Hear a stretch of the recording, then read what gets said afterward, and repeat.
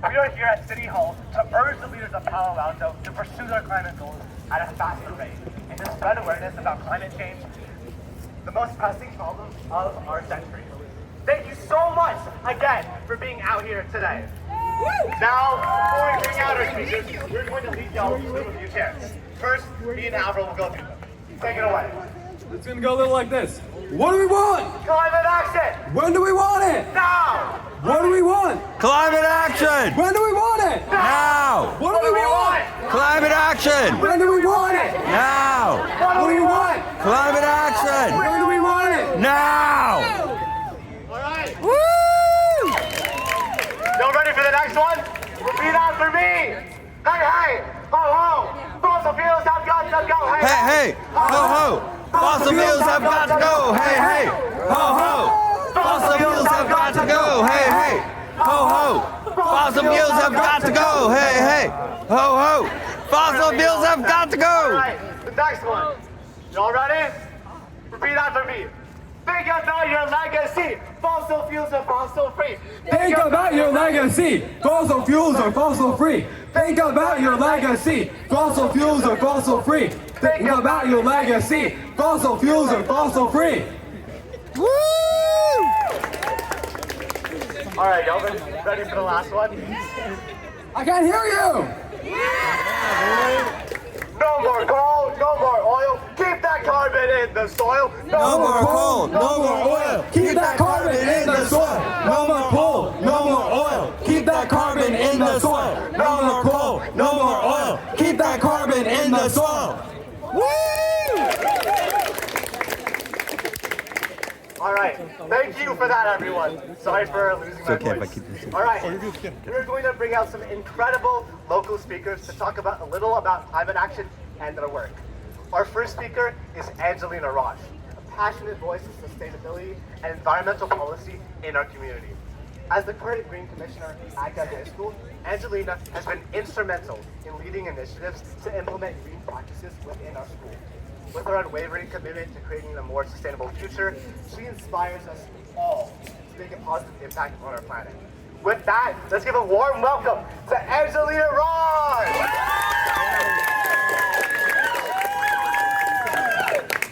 Thank you, guys. So good afternoon. I want to thank you all for coming out and showing your commitment to the future of our Earth and the next generation.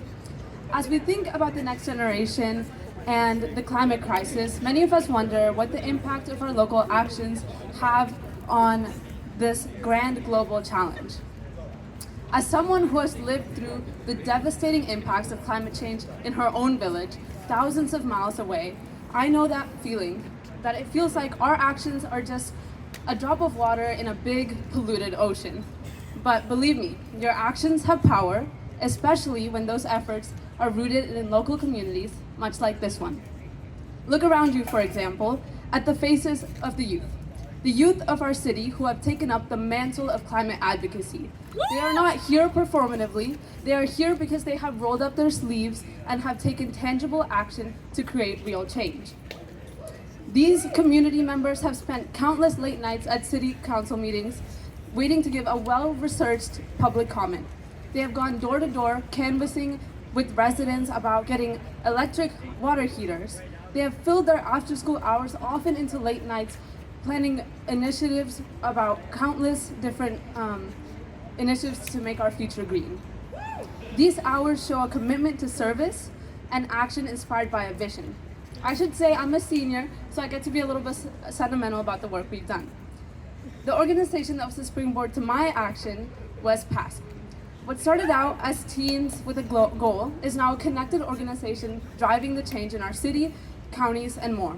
But it doesn't stop there. From co-authoring reports and lobbying for policy changes to organizing educational workshops and petitioning to the city council, these young advocates have shown resilience and determination in their pursuit of climate action. They have collaborated with local officials, engaged with the community, and leveraged their voices to hold decision makers accountable. They have not only demanded change, but they have also worked tirelessly to bring that change into reality. And the results speak for themselves. Subsidized electric water heaters for residents, educational programs for high schoolers, and a push towards a greener, more sustainable future. So first of all, I'd like to thank you once again for coming out and joining the next generation of the climate movement. When I say movement, it feels like we should be going out into the street and becoming disruptors. But in reality, a movement looks a lot like this one. Community members that felt a passion to care. And so today, I'd like you to lean into that instinct and look around you, look at the organizations and the people and the groups that are here with like one goal in mind, with a greener future and to involve you in their movement. Thank you.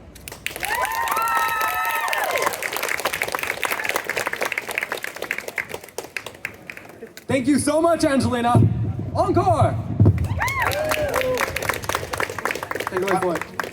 Our next speaker, Keshav Narang, is an 18-year-old student who's inspired by the intersection of technology and environmental sustainability. As a member of Acterra and Sierra Club Young Adult Advisory Board, Keshav is showcasing the power of youth in creating positive environmental change. With his innovative projects, advocacy work, and educational outreach, he inspires us all to take action for a greener, more sustainable future. Let's give a welcoming round of applause to Keshav.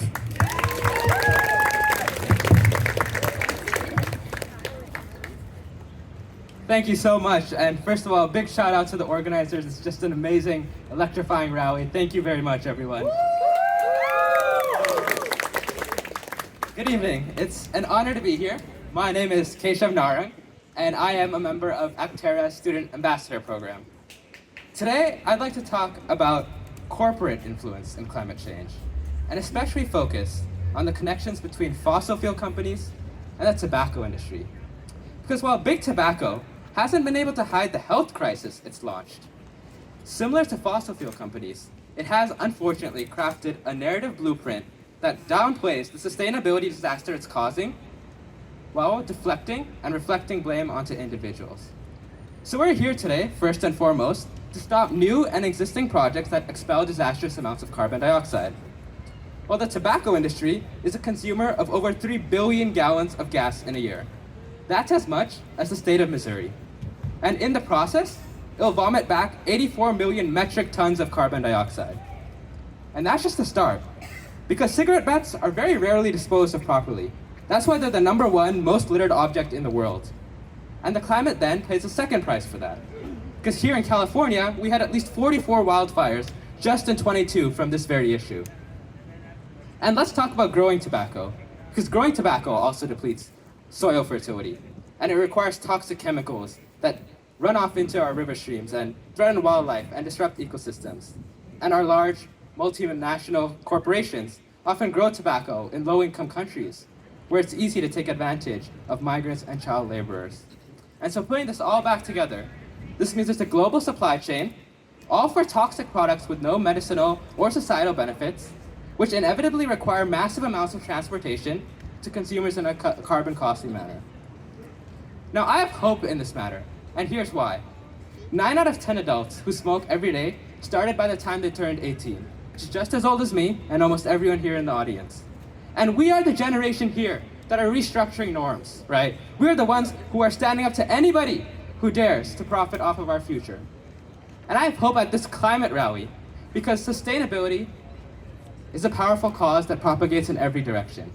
What I hope to make clear today in this speech is that this fight is even more impactful than you might imagine.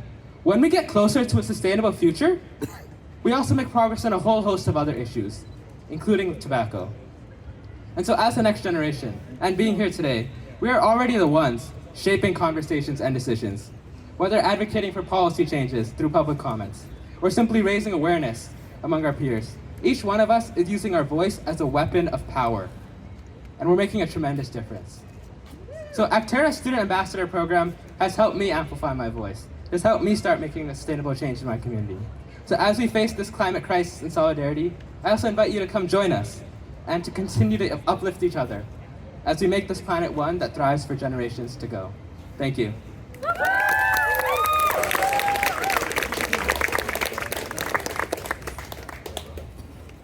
Thank you so much, Keshav. That was amazing. Next up, we have an incredible ally to the student climate movement and a champion for affordable housing and sustainable dense cities, Amie Ashton. Amie Ashton is the board chair of the Silicon Valley Bike Coalition, board member of the Santa Clara County League of Conservative Voters, and the Executive Director of Palo Alto Forward. Amie is dedicated to a vision for the future where Palo Alto is bikeable, walkable community where families, businesses, young professionals, and older adults at all income levels can thrive. Amie, wherever you are. Keeping it behind you. All right. Who gets nervous public speaking? Raise your hand. All right. It's not just me. All right. Hi, everybody. So he stole my intro. We'll just go through Palo Alto Forward. We build housing. Well, we don't build housing. We advocate for more housing in Palo Alto. And the Bicycle Coalition. We want more behinds on bikes, and we want better infrastructure to do so.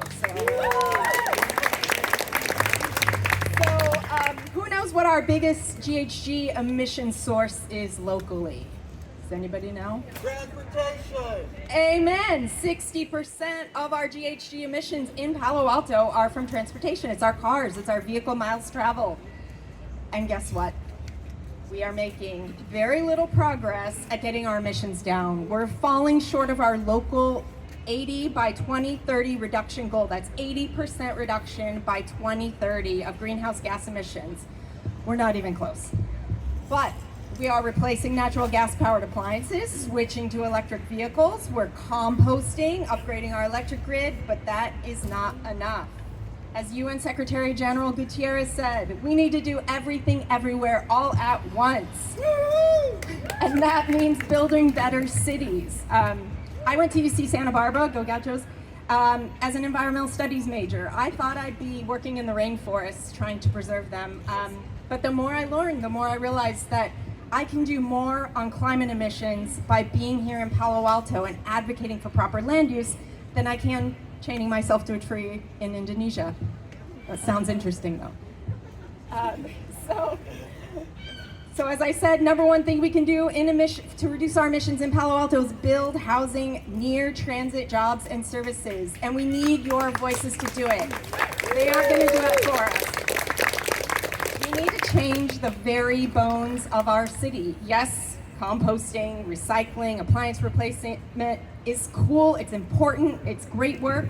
But adding more dense housing in the right places has a fringe benefit of making Palo Alto stronger, more fun, more interesting, more equitable. It's just a smart thing for all of us to be working for. So I bet collectively we think about climate change a lot, probably too much. It's scary, but action is the antidote to despair. Get involved. Support housing and transportation projects locally, before the city council, before your leaders. We all want a better future, and you all are key. So get involved with Palo Alto Forward. Sign up for our mailing list. We have a monthly meeting. We'd love to get students involved. Your voices and thoughts are more powerful than you know. People listen to you, so show up and speak. You make a difference.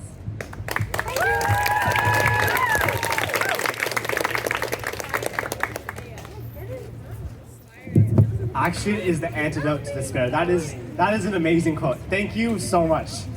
Our next speaker is a lifelong environmentalist who has dedicated the past 7 years of his life to combating climate change through legislation, corporate sustainability events, activism, and running as the only climate change-focused candidate for Congress during the past primary cycle. A self-proclaimed policy nerd, he is passionate about ensuring that local, state, and national levels have the resources to make change and stay proactive about the future. We give you Joby Bernstein.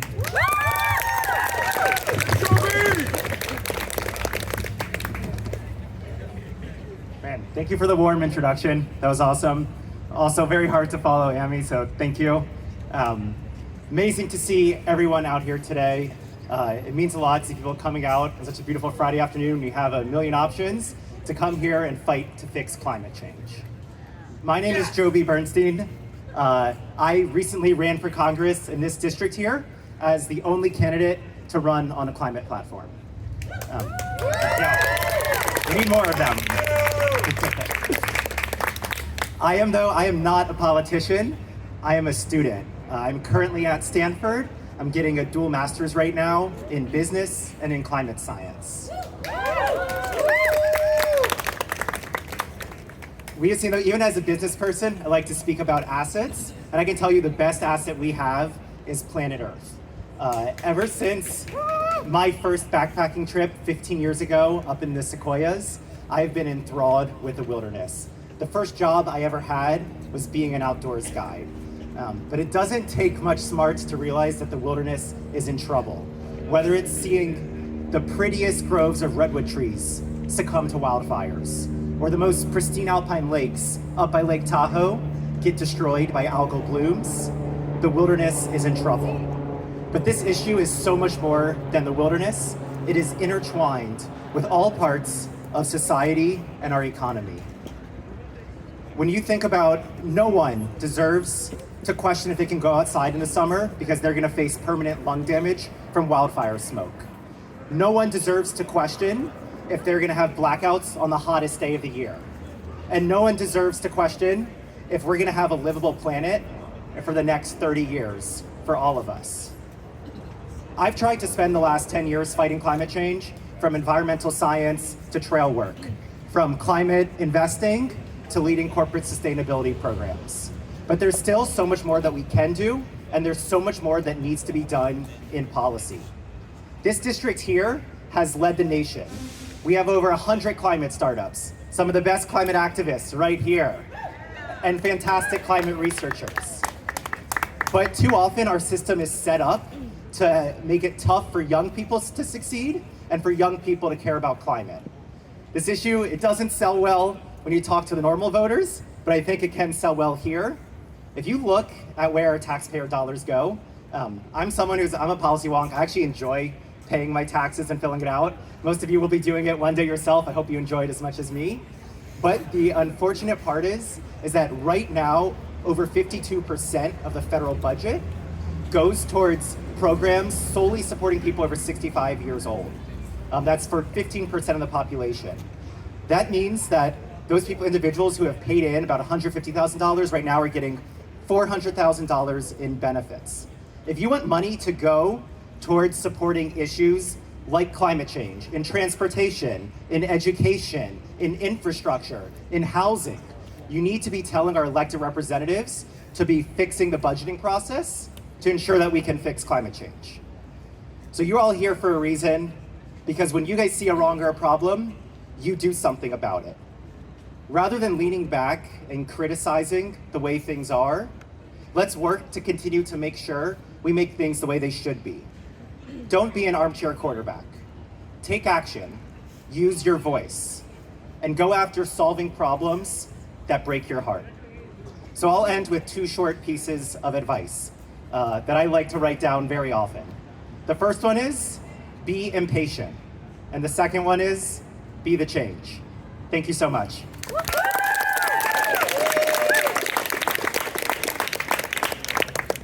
Thank you so much, Joby. Last but definitely not least, our next speaker is a longtime youth climate activist, co-founder of the Palo Alto Student Climate Coalition, a senior in high school and co-organizer of this rally. She has been dedicated environmentalist since 7th grade and has played a crucial role in shaping how our city pursues climate action. Give it up for Julia Zeitlin.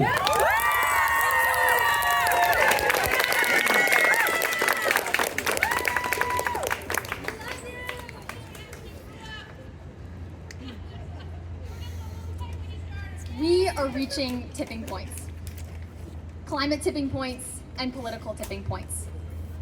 From a deadly African heat wave to lethal flooding in Dubai, each day, the urgency of the climate crisis becomes increasingly more evident.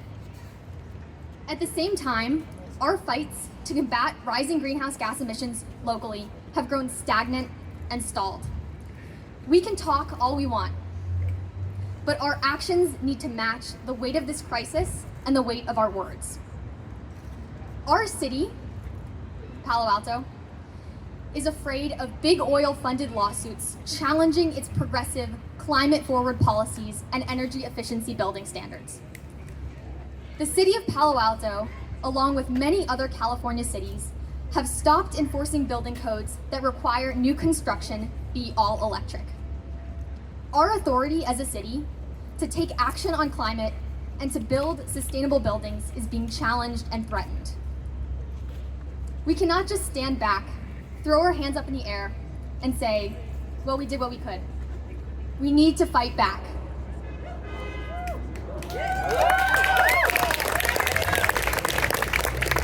This moment is crucial.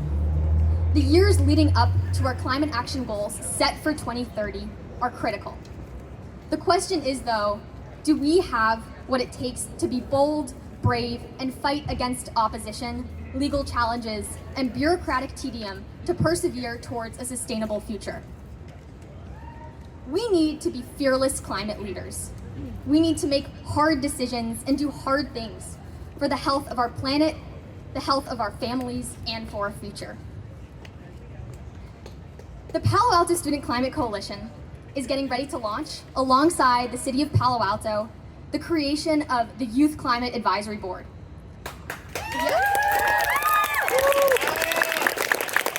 The Youth Climate Advisory Board is an official body of student leaders serving to the city's Office of Sustainability and given a protected voice on climate locally.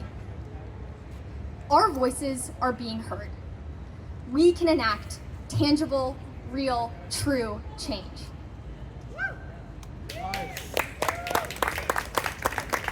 In June, along with many of you, I'm graduating high school.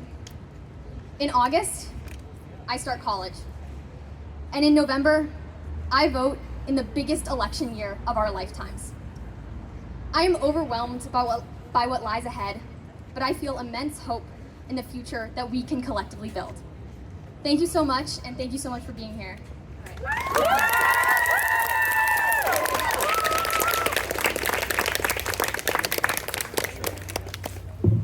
Thank you so much, Jay-Z. All right, are y'all ready for one last round of chants? Yes. All right, everyone gather around. Let's make all of Palo Alto hear this. What do we want? Climate action! When do we want it? Now! What do we want? Climate action! When do we want it? Now! What do we want? Climate action! When do we want it? Now! What do we want? Climate action! When do we want it? Now! One last time. What do we want? Climate action! When do we want it? Now! Now!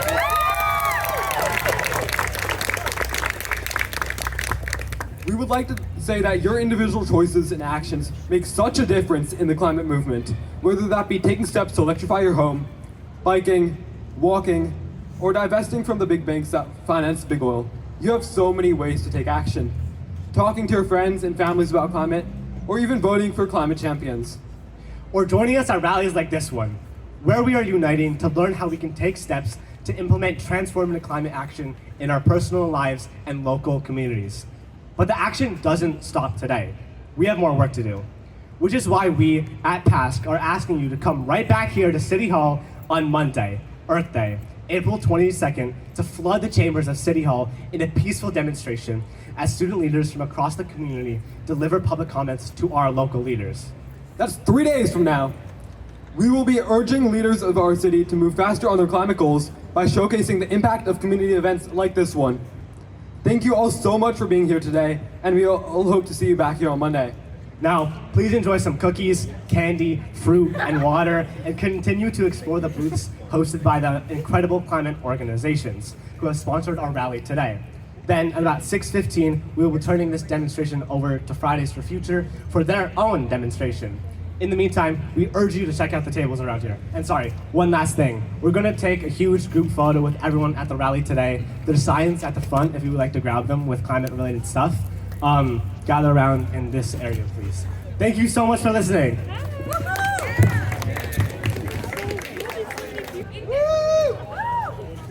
What do we want? When do we want it? Now! What do we want? Climate action! When do we want it? Now! What do we want? Climate action! When do we want it? Now! What do we want? Climate action! When do we want it? Now!